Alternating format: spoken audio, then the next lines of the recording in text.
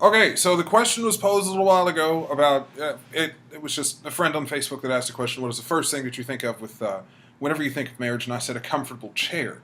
And if you think about it, this really makes sense because when you get married, you eventually fall into some type of routine, or even if you're in a long enough relationship, you fall into a routine. You're going to do certain things, and you may have television shows, or video games, or anything else, or socks that you have to fold, or plates that you have to wash, or anything else. And to be honest, at the end, while you're doing any of these things, except for washing the plates, hopefully, you will need somewhere to sit down, because presumably all of you people have asses, and if you don't have an ass, then why are you in a relationship with somebody else who presumably has an ass, unless neither one of you has asses? Then you don't really have to sit anywhere. But it is better if you have a comfortable chair with which you can place your ass or lack of ass so you can relax at the end of the day. Unless, of course, you happen to be one of those couples that gets out and you do a lot of things, you're adventurous, you climb mountains, you kick rocks, you walk puppies or pet camels or whatever it is that you want to think of, or you go and you raise chickens. But either way, you'll be doing something very difficult, and at the end of the day, it'll be nice to come back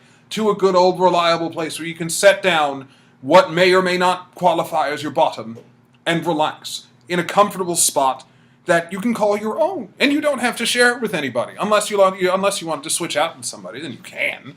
Then you can go and sit in their chair, and they can sit in yours. It's like a sleepover, but it's a sit over or it's a sit in, but not the kind of sit ins that they had in the '60s where it mattered. In this case, it doesn't matter, and it's not socially important. You're just sitting in someone else's chair, which is hopefully comfortable. Unless, of course, your partner finds your chair a hell of a lot more comfortable than the one that they originally sit in, then you could switch. Unless you don't like their chair, then don't switch. But if they, either way, get the hell out of their chair.